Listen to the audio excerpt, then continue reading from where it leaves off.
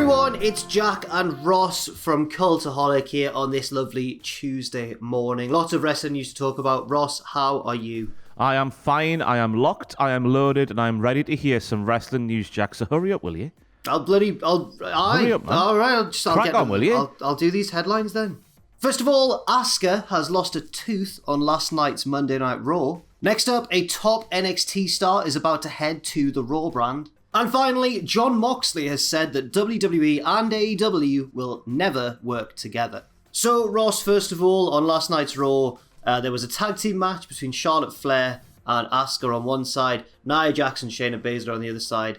And at one stage, unfortunately, Asuka lost a tooth. It looked very, very painful, actually. I was compelled, Jack, that's the only bit of that match I've seen this morning, I was compelled to shout, Shira! When Shayna's boot made contact with Asuka's face, because it was very reminiscent. Soccer fans may know, football to people in the UK. Alan Shearer and Neil Lennon back in the day. It was very reminiscent of that. It was horrible to see. And Asuka didn't look in the best of ways afterwards. Yeah, so what happened was, if you've not seen it, Asuka's on the canvas in an entanglement with her opponent, with Nia, and then Shayna comes along to break that up and just hoofs her right in the face. Right in the face. Now, obviously, things happen like that in wrestling matches, but it looked pretty brutal, to be honest. Hopefully Asuka's alright. She did, after the match, manage to, like when one wrestler's making their entrance, making their exit, and the other one's in the ring and the camera pans back and forth or cuts back and forth between the two, and the other one's standing there giving their reaction. Asuka managed to do all that, and she managed to finish the match, but yeah, hopefully she's alright, because, as you say, I wouldn't be surprised if she was knocked a bit loopy. She certainly looked. I'm no doctor, obviously, Jack sat here, but she did look like she'd been knocked completely loopy. The way she was sort of glazed in the eyes and whatever afterwards. But yeah, we forget as well that Asuka's really hard. That is true. That's very true, of course. This was all part of a tag team match that was kind of crucial going forwards in the storyline, or it seemed like it could be crucial going forwards in the storyline between Asuka and Charlotte Flair, because they lost the match, not after Asuka got booted in the face, after she got booted in the face a second time by Charlotte. There was a miscommunication, one of their opponents moved out the way, and Charlotte hit the big boot on Asuka, who I think did turn her head, probably out of necessity this time, when she took the move. No one could blame her for that, and that led to... And then Ross, right, Charlotte then grabbed Shayna Baszler, threw her out the ring, went out the ring after her, and Nia pinned Asuka. So Charlotte just left Asuka in the ring after she'd kicked her. I get conflicting messages from Charlotte each and every week. She turns up and she cuts these babyface promos that often have a little heel lining there and here and thereabouts. And then she does stuff in the ring that just contradicts the promo that she cut a few seconds before. It's a very weird time for Charlotte Flair, as it obviously would be when the storyline very much is, I don't know if it still is here on Tuesday morning, but on Sunday night it definitely was, is Ric Flair the father of Lacey Evans' unborn child? Right, so wait until you watch this week's episode of Raw, because it runs in the family, that contradictory behaviour, because you've got Charlotte kind of leaving Asuka to the mercy of Nia Jax, and then after the match just looking so annoyed at Asuka that it was her fault that she'd lost the match, and then she goes backstage and then she blames Rick. And he wasn't there, he wasn't at ringside or anything. She goes, I can't get my head straight with this Lacey Evans stuff. Rent-free in the head, Jack, rent-free in the head, all that malarkey. She went, it's not funny that you're pretending to be Lacey Evans' baby daddy. And then Rick goes, I never said that I was the dad. He was just dancing on Raw last week, and she's like, yeah, I'm pregnant. Oh, it's me, is it? Hey, Space Mountain, bonus and all that. Call me daddy, he said. Which to me does imply that he thinks he's the father, but, yeah, I mean, I don't know. It says that here that in the notes that there could be speculation that this could lead to Charlotte versus Asuka at WrestleMania. I'm not entirely convinced. I feel like that Asuka may lose that title before WrestleMania. What do you think? The way things have been going for Asuka on Raw, I made this a big WTF moment for Elimination Chamber video on the channel right now. It's just the fact that, for the US title, it wasn't able to happen as advertised. We had a match to get a replacement in there for Keith Lee. But Asuka is the Raw Women's Champion. You just forget about the match, and it's symptomatic of how she is on Raw these days, which is just an afterthought. And I was saying, you go back to this time last year, heading into the spring, obviously when the pandemic started, she was literally carrying episodes of Monday Night Raw, and now she's just fallen from grace completely, and it's utterly baffling. I don't understand it. Yeah, it's not what she deserves at all. No. But there could be good news for the Raw Women's division heading forwards, because there was a vignette aired to imply that Rhea Ripley would be heading to Raw soon. She's obviously been caught in a bit of limbo between the brands around the time of the Royal Rumble. Nobody knew really which brand she was representing, but it seems like she could be going to Monday Night Raw. Now, normally, well, I should be excited because Rhea Ripley's a really good wrestler, and it would be nice to see her get a bit of a push and stuff and carry on from the Rumble. But as we know, especially when NXT stars head to Raw, it's really hard to predict whether they're going to succeed or not. It just depends if the old fellas, let's put it that way, who are running Monday Night Raw understand the character that made them what they are in NXT, which was, I assume, they've got a lot. Have they got younger creative team members in NXT? They must do, because they understand more things that our age, like our generation, would do, and they just seem to lose everything to do with that when they go to the main roster. But it just makes you wonder, was there a scheduling conflict that prevented Rhea Ripley from debuting at Elimination Chamber? Because surely having her as a shock opponent for Asuka, winning the title, making a massive statement, that was too good to be true, surely. Yeah, it does feel too good to be true. And I wouldn't have said that maybe a year ago. I'd have said, no, that's just a good sign. But then the main thing that sticks out in my head is what happened to Shayna Baszler. She dominated that Elimination Chamber, then lost to Becky Lynch. And I mean, yes, she's now one of the tag team champions, but she's not the same level that she was. Well, yeah, it's a big difference from the singles titles to the women's tag team titles. I was speaking about afterthoughts with Asuka. That's like Asuka on steroids when it comes to the women's tag team titles being an afterthought. Yeah, it's just they just scrap them, shouldn't they? I don't like just invest in them or get rid of them. It doesn't seem productive, does it? Well, I saw people suggesting that if they do have Dakota Kai and Raquel Gonzalez win them, and then just make them more of an NXT thing, that could work a bit better, maybe. But yeah, it wasn't the only big development on Raw, the potential arrival of Rhea Ripley, but also we've got things going on with the WWE title. I did a tweet that many people took as provocative, asking if Miz would be the champion by the end of the episode, which I thought was a fair question, to be honest. What makes that provocative? A lot of people one guy said, you, Meltzer, and Squared Circle on Reddit are ruining Miz's title run, something like that. Me, Dave Meltzer, and all of the subreddit are trying to ruin Miz's title run.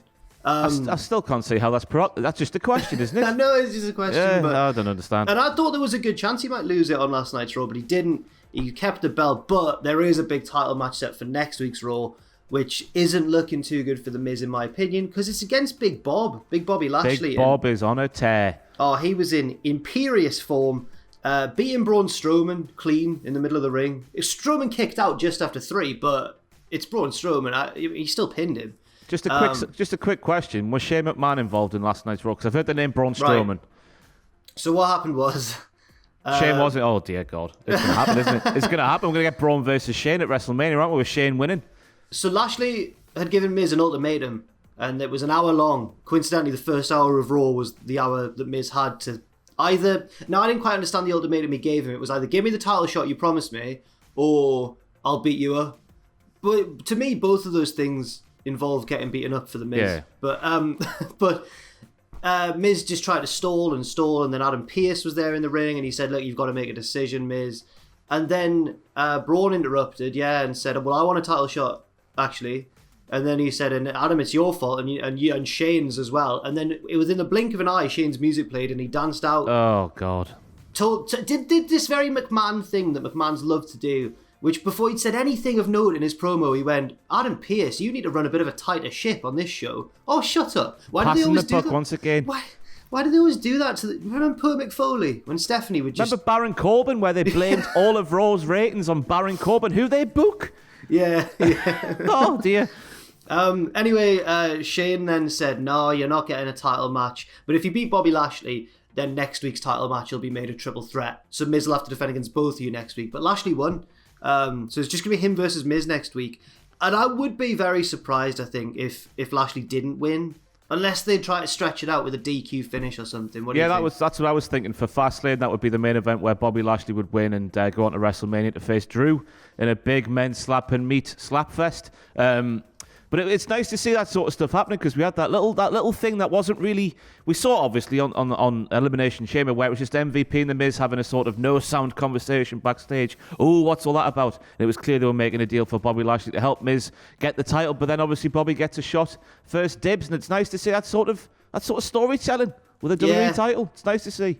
That is true. I did enjoy that little twist. I'm not entirely certain about the title chip. We'll see how it goes. I mean, to be honest, I don't agree with him maybe being champion, but I like The Miz. He's very consistent. You know what you're going to get with The Miz. I can see why people are like not liking it, because The Miz has been. If this was 2018 and The Miz was world champion, I don't think anyone would have any issues. It's just the fact he's been off the boil now for a while, but he's The Miz, isn't he? I think it's if you're not liking it, it's sort of the reaction you're supposed to have, isn't it?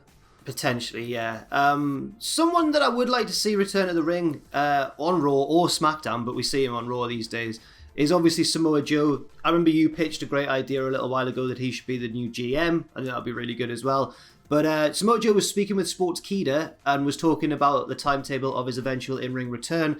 But he doesn't say that he thinks he's going to be wrestling anytime soon. He said, "I just want to reassure people that WWE Medical is doing the best for my health and my well-being, and I'm appreciative of it, so we're taking our time. We're making sure that I'm as healthy as can be, and that's essentially it. I'm not putting a timetable on it because the type of injury is not something that I want to rush for obvious reasons, so that's essentially the update." So, I mean, he doesn't seem like he's confident of returning anytime soon to the ring, at least. I mean, I would love to see Samoa Joe come back just like one night, just he shocks the world, just snaps his headset in half and just goes in the ring and chokes somebody out. But if he's not healthy to do that, I don't want to see it. Put your health first. It's as simple as that, isn't it? Yeah, it is.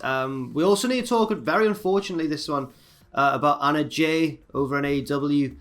She suffered a shoulder injury, and the company have announced that she is set to report 6 to 12 months of action. Apparently, she suffered it while training at QT Marshall's wrestling school. It wasn't anything on screen. But this one was... I felt really annoyed when I read this one, because she's really improved. She's really doing well. And I just felt quite bad for her, because it's a pretty big setback. I've got no doubt she'll come back better for it. But, I mean, it's just a shame, isn't it? It is just her stuff with the Dark Order on being the Elite, which I've been watching more of over the past few weeks. It's just nice. It's just nice, isn't it? Just nice to see chums getting along. Reminds you of SMTV Live a bit, doesn't it? Back in the day with Kat Deely and Ant and Deck.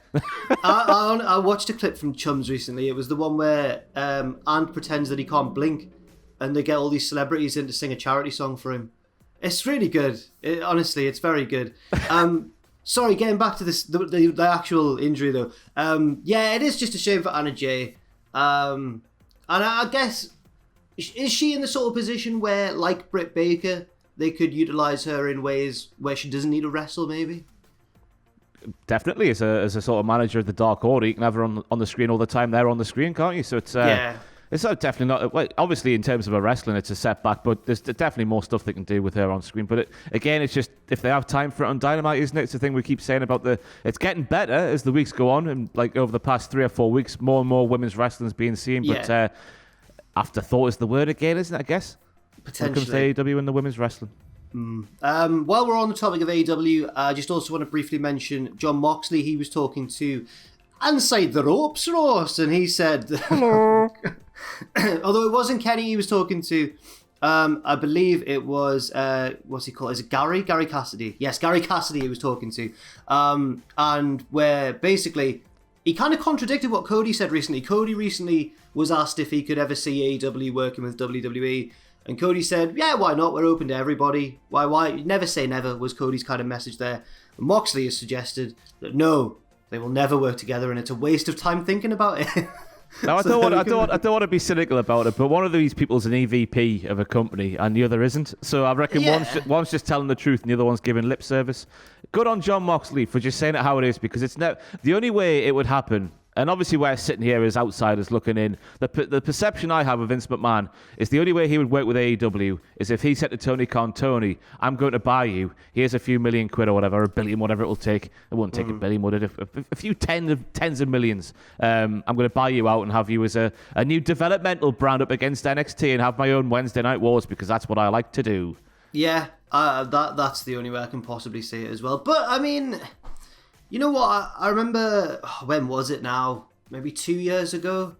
And there was talk that Impact officials had met with WWE and there was all this talk of potentially. I mean, it never came to anything, to be fair. But you never know what the future can have in store. But as things currently stand, I agree. I can't see them working together. I mean, they're rivals. They're against each other. But they're not right. They're not rivals. They're not rivals? No, they're not rivals. WWE's like Disney and AEW's. Right. Yeah, you know what I mean? Yeah, I know what you mean. They're opposed. What am I trying to say here? Yeah, you know. I know what you're trying to say, but like they're not in direct competition. Or they're two different entities in the world of wrestling, I reckon. WWE are more concerned with Disney and Marvel and other big companies that they're nowhere near as big as. Music, Bad Bunny. Although AEW had Snoop Dogg, I don't know what I'm talking about. That's all for the news right now. Thanks for joining me on this video, Ross. And thanks to everybody watching. Oh, you're welcome. Wait, no, my pleasure. It's an honour and a privilege to sit here and chat to you this morning, Jack. I consider myself very lucky to have been in your presence here this morning. Thank you so much. It just sounds so rude. For making a boy's dream come true. You're welcome. Your pleasure. My pleasure was what I was trying. Oh my God. Ross, I'm going to end the video. Thanks for watching, everybody. Stay safe, stay positive, and all that. See you soon. Ta-da.